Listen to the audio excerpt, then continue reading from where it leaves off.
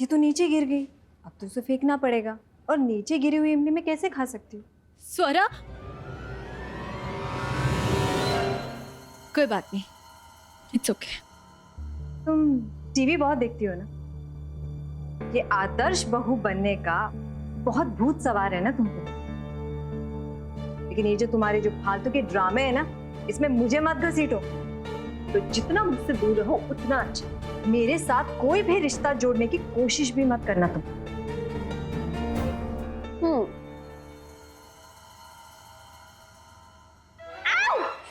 क्या कर रही हो तुम? छोड़ो। आई मारो। अरे तुम्हारे साथ रिश्ता जोड़ रही थी मैं स्वरा। सही समझा तुमने मुझे टीवी और मूवीज देखना ना बहुत पसंद है, और इनफैक्ट मैंने एक टीवी शो में ही देखा था कि ऐसी ना कोई रस्म होती है जिसमें भाभी देवर के कान खींचती है। तो हमारा भी तो भाभी और ननंद का रिश्ता हुआ ना, मैंने भी तुम्हारे साथ ये रस्म कर ली। अब अगर हम दोनों के बीच कोई रिश्ता नहीं होता तो फिर मैं ये रस्म तुम्हारे साथ क्यों करती? इसीलिए लो, हम दोनों के बीच अब रिश्ता भी जुड़ गया। देखो, मुझसे ना फालतू की बातें करने की कोशिश मत करो तुम। जाओ यहाँ से, जाओ। स्वरा, बुआ, आपने मेरी आई को धक्का मारा। मैं ये आपकी साड़ी है ना, इसको मैं बात दूंगा। मैं नहीं दूंगा। मैं नहीं दूंगा। मैं नहीं। चुप, क्या हुआ? मैंने देखा ये ना आई को धक्का मारा, मेरे को बिल्कुल बर्दाश्त नहीं हुआ। मैं ना इसे छोड़ने नहीं वाली। ये बच्चा है, ये आदमी मुझे नहीं पता, लेकिन मैं सुपरमैन हूँ, सुपरमैन। नानी, इनको इतना भी नहीं पता लगता कि मैं एक छोटा सा बच्चा हूँ, दिमाग ही नहीं है इनके अंदर। लेकिन इन्होंने आई को धक्का मारा, मेरे को बिल्कुल बर्दाश्त नहीं है। मैं इसको डस्टबिन में मैं अपने पास रखती हूँ। हाँ, मारिया ने। हाँ, सरू, क्या है ये सब? फिर से तुमने वहीनी के साथ कोई बदतमीजी की? नहीं इसमें नहीं बदतमीजी नहीं, वो मैं और स्वरा ना बातें कर रहे थे, और बातें करते करते हम दोनों की आवाज ऊंची हो गई, तो अथर्व को लगा कि हमारा झगड़ा हो रहा है, वो मुझे चिल्ला रही। एक मिनट,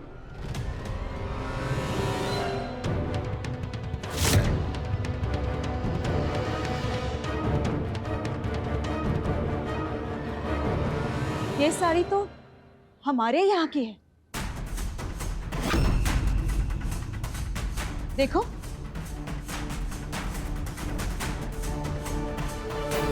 ये तो हमारी ही वर्कशॉप की साड़ी है। देखा आपने? आपकी बेटी ने यहाँ आते ही हमारे वर्कशॉप से साड़ी चुराई और हमारे बेटे को चोर कह रही थी। लाज वाटायला पाहिजे। आपकी हिम्मत कैसे हुई मुझ पे इल्जाम लगाने की? ये साड़ी मैंने खुद खरीदी है, इसकी रसीद भी है मेरे पास, और मुझे तारीख भी याद है, 26 जुलाई को खरीदी थी मैंने ये साड़ी।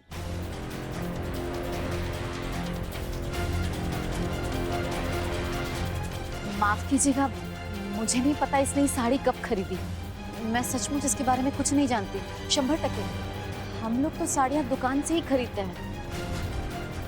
मैं देखती हूँ। झूठ बोल रही है ये लड़की, इसने ही साड़ी चुराई है। जाओ, जाकर तुम रसीद देखो। अरे मैं कह रही हूँ ना, ऐसी कोई साड़ी खरीदी ही नहीं गई है। इसने झूठ बोला है हमसे, इसी ने चुराई है वर्कशॉप से। आओ साहब, मैं देख लेती हूँ रसीद। हाँ, और तुम इस घर में क्या कम तमाशे चल रहे थे जो अब तुम्हारे ससुराल वाले आ गए हमारी छाती पर मूंग दलने के लिए? परमेश्वरा वात्सव रे बाबा। आओ साहब, सुनिए। आओ साहब, नानी सुनिए। नानी ससुराल? हाय, मुझे बहुत डर लग रहा है। हाय, स्वरा ने तो आते ही साहब के साथ पंगा ले लिया। अब वो भी तो मेरे घर वाले ही है ना। आई, अब ऐसे अगर ससुराल और मायके के बीच में जंग छिड़ी रहेगी तो मैं कैसे हैंडल करूंगी? इसे एक चुनौती समझ के देखो कल्याणी, अब तक तो तुम्हारी जिंदगी में कोई ससुराल वाले नहीं थे, लेकिन अब जो ये लोग आए हैं तो तुम्हारी जिंदगी का ये एक नया पहलू है। अब तुम उस घर की बहू हो, और एक अच्छी बहू बनने का तुम्हें फर्ज निभाना ही होगा। अच्छी बहू, हाँ मैं ये फर्ज अच्छे से निभाऊंगी। तुम ना मुझे अच्छे से सिखा दो कि बहू कैसे बनते हैं। मैं एक अच्छी बहू बनूंगी। क्या? ऐसे कोई अच्छी बहू बनना कोई सिखाता नहीं है। अच्छी बहू बनना या फिर कोई भी रिश्ता निभाना, ये तो अनुभव से आता है। मुझे ही देखो ना, इतने साल हुए हैं फिर भी अब तक मैं अच्छी बहू बनने की कोशिश ही कर रही हूँ। हाँ, बस एक बात याद रखना, किसी भी रिश्ते को निभाने के लिए ना उसे प्यार देने की जरूरत होती है। अब तक तुम जैसे प्यार बांटती आई हो ना, बस वैसे ही अभी भी प्यार बांटती रहना। लेकिन आई ये स्वरा ना बहुत बड़ी टेंशन है, उसको समझाना बहुत मुश्किल है। मुझे भी ऐसे ही लग रहा है। और एक तो नहीं है, चोरी करने की आदत तो मेरे समझ में ही नहीं आ रही। असावरी जी कह रही थी कि वो साड़ियाँ दुकान से ही खरीदती है। उन्होंने पहले कभी हमारे यहाँ से साड़ियाँ ली नहीं, तो फिर स्वरा के पास हमारे यहाँ की साड़ी कैसे आई? मुझे लगता है एक बार रसीदें देख लेती हूँ कारखाने में, पता चल जाएगा कि स्वरा सच कह रही है या नहीं। और आई मैं क्या कह रही थी, अगर वो साड़ी स्वरा ने चुराई भी है तो वो साड़ी स्वरा के पास रहने दो ना, आखिर एक साड़ी तो है। अरे वाह कल्याणी, अच्छी बहू बनने का फर्ज तो तुम अभी से निभाने लगी हो। हाँ। मुझे तो लगता है स्वरा को यहाँ लाकर बहुत बड़ी गलती की है। 100% आज नहीं तो कल ये लड़की ना सबके सामने 26 जुलाई वाली बात का खुलासा कर देगी। देवा, मैं इस घर की इज्जत को बचाने की इतनी कोशिश कर रही हूँ और ये लड़की जो है वो हाथ से निकली जा रही है। बाप जी अब आप ही सुझाइए, काय करायचं या मुलीचं? अगर उसका मुंह मल्हार के सामने खुल गया तो मल्हार तो टूट ही जाएगा।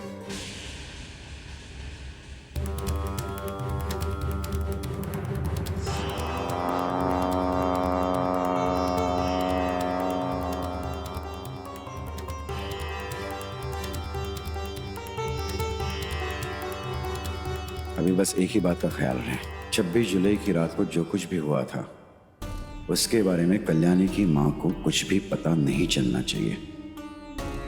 आपको क्या लगता है उन्हें कुछ पता चला होगा?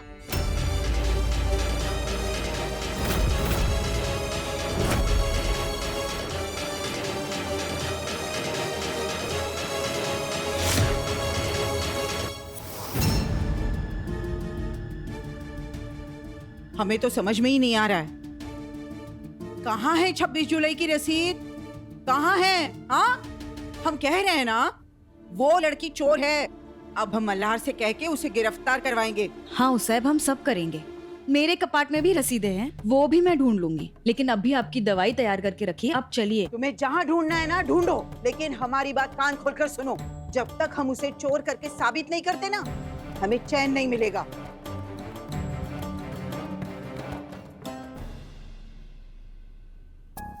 पता नहीं ये 26 जुलाई की रसीद कहाँ गई, कुछ समझ में ही नहीं आ रहा। 26 जुलाई को तो शुक्रवार था। शुक्रवार डिलीवरी का दिन होता है, लेकिन मुझे याद क्यों नहीं आ रहा कि डिलीवरी मैं करने गई थी कि विवेक भाऊ। नानी, नानी, नानी, क्या? मैं क्या करने आया था? मुझे भूख लग रही है, मुझे बहुत देर से भूख लग रही है, मैंने बहुत देर से कुछ लिया। हाँ ठीक है, अब चलो दूध देती हूँ तुम्हें। चलो नहीं, पोहे खाने, पोहे मैं हाँ ठीक है पोहे।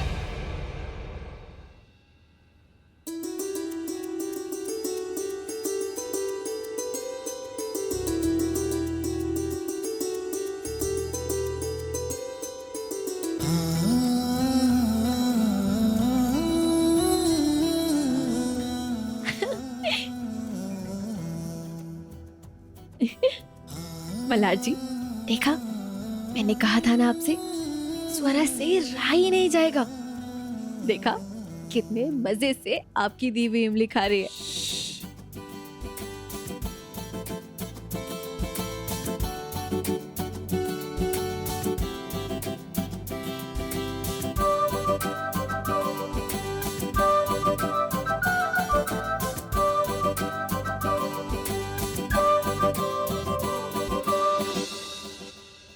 मत करना दादा।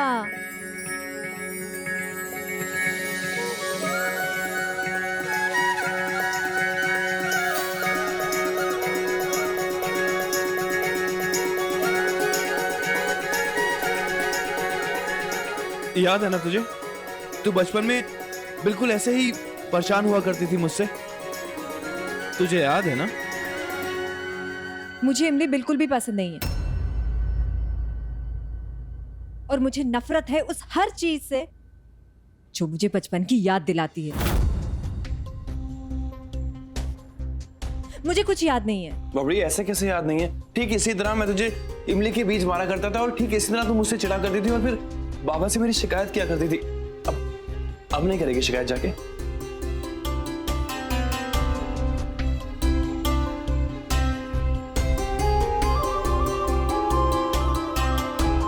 ये क्या भाई बहन का ड्रामा लगा के रखा है?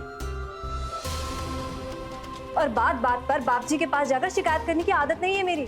मैं अपना ध्यान रख सकती हूँ, इतनी बड़ी हो चुकी हूँ। अभी आप जाओगे या फिर मैं जाऊं?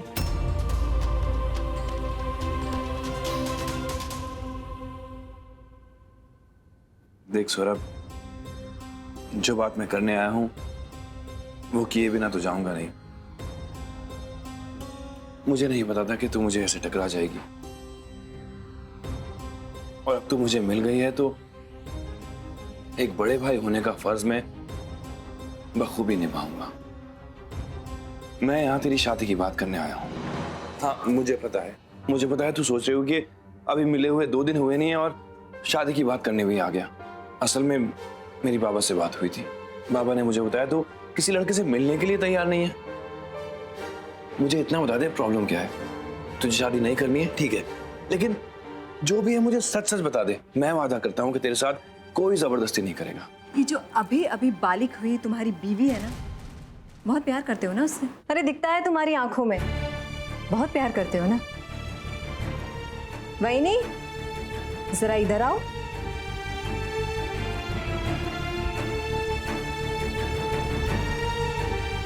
जरा देख के बताओ कि मेरी आंखों में तुम्हें क्या दिख रहा है? नहीं समझ आया ना, और समझ आएगा भी नहीं। इसलिए या फिर मुझे समझाने की या फिर मुझे समझने की कोशिश करने की बिल्कुल भी जरूरत नहीं है। जितना मुझसे दूर रहो उतना ही बेहतर है हम दोनों के लिए, समझी? स्वरा, ये क्या तरीका है अपने भाई से बात करने का? स्वरूप, बेटा एक बार लड़के से मिल तो ले। हम लोग सिर्फ मिलने के लिए कह रहे हैं, कोई तुझसे जबरदस्ती नहीं करेगा। हाँ, लेकिन एक विनती है, लड़के वालों के सामने कोई बदतमीजी मत करना। तेरे दादा की इज्जत का सवाल है।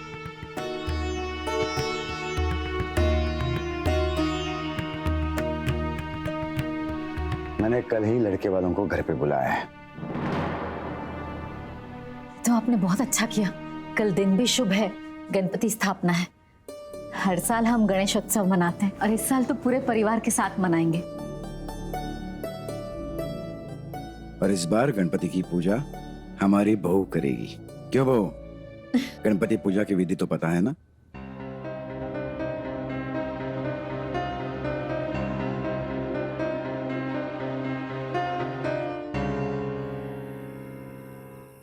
कल्याणी, हो गया सब ठीक? हाँ। अरे ये क्या, ये ऐसे ही छोड़ दिया तुमने? पहले ये पूरा करो। हाँ हाँ वो करती हूँ। हाँ ठीक से करो। हाँ क्या ये क्या है कल्याणी? हाँ, ये लाइटर पापा के सामने? हाँ, मैंने ही रखा है दिए जलाने के लिए। पापा के सामने का दिया तुम इस सिगरेट जलाने वाले लाइटर से जलाओगी? आई, अब सिगरेट बुरी है, लाइटर बुरा नहीं होता है। और ये लाइटर तो बेचारा मासूम है, सिर्फ आग देता है। अब उस आग से हम इंसानों को सिगरेट जलानी है या फिर दिया, ये तो हमारे ऊपर डिपेंड करता है ना। कल्याणी कैसे? इसके बारे में ना मुझसे तुम कोई बहस मत करना। पकड़ो। ठीक है, रख देती हूँ मैं ये अलग से। अरे मैंने तो मामन जी के सामने ऐसे ही कह दिया था कि मुझे पूजा के बारे में सब कुछ पता है। लेकिन आई प्रॉमिस यू, अब से ना मैं हर चीज में, स्पेशली इन सब चीजों में ना बहुत इंटरेस्ट लूंगी। और आज रात को बैठ के मैं सारी रिसर्च करने वाली हूँ इन सब चीजों के बारे में। मुझे ना डर लग रहा है कि मुझसे ना कोई और गलती हो जाएगी, इसलिए ना तुम्हें ना मुझे सब कुछ सिखाना होगा और हाँ, मेरे साथ रहना होगा, ठीक है? अरे कुछ नहीं होगा कल्याणी, और वैसे भी मैंने तुम्हें सब समझा दिया है ना। और हाँ, मल्हार भी तो होगा साथ में। इन सब मामलों में मल्हार तो अच्छा खासा पंडित है, याद है ना? माधुरी का श्राद्ध भी उसी ने किया था। हाँ आई, लेकिन मल्हार जी का ना पता नहीं रहता। अभी भी देखो ना, पता नहीं कहाँ पर है। यूँ नहीं कि इस वक्त तैयारी में मेरी हेल्प कर दे, वो पता नहीं कहाँ पर है। अनुप्रिया, ले आओ साहब। देखो कल्याणी, अब मुझे जाना होगा। ये देखो, ये सब मैंने कर दिया है, बाकी तुम संभालना। और हाँ सुनो, तुम्हें मोदक बनाने हैं, भूलना मत। हाँ मोदक? मोदक खाते खाते कभी ये रियलाइज ही नहीं किया कि मोदक बनाना इतना डिफिकल्ट होता है। अब सारी रात जाके मोदक बनाने होंगे। ये सब तो हो गया, मोदक बनाने जाती हूँ।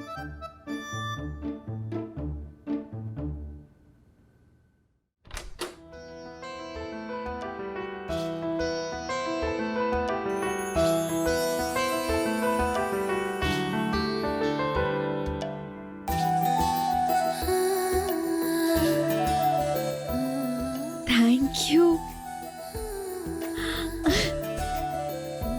वाह कल्याणी, मल्हार जी ने मोदक के साथ साथ थैंक यू भी। मल्हार जी तो पहले से ज्यादा क्यूट होते जा रहे हैं।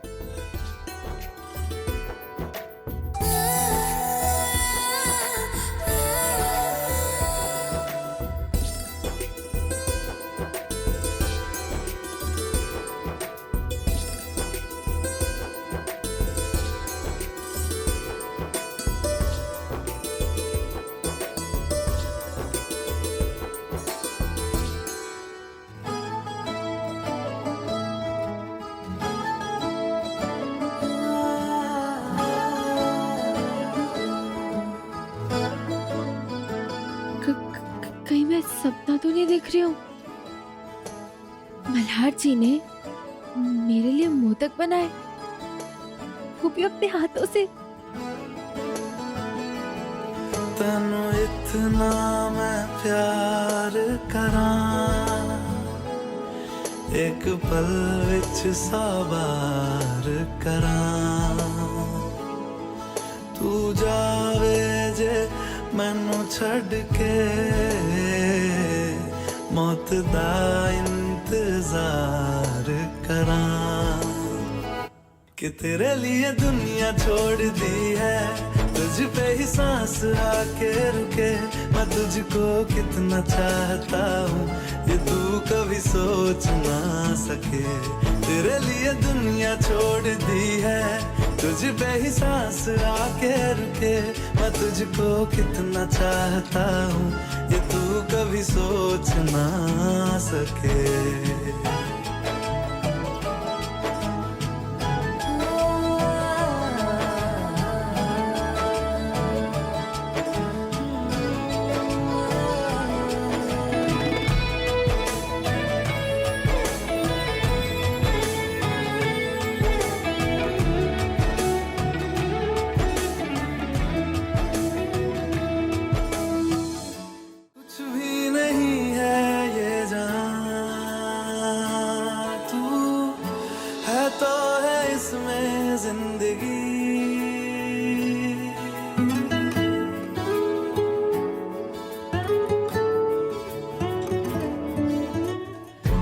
कुछ भी नहीं है ये जान, तू है तो है इसमें जिंदगी। अब मुझको जाना है कहाँ के, तू ही सफर है आखिरी, कि तेरी और मुझको लेके चले ये दुनिया भर के सब रास्ते। मैं तुझको कितना चाहता हूँ ये तू कभी सोच ना सके।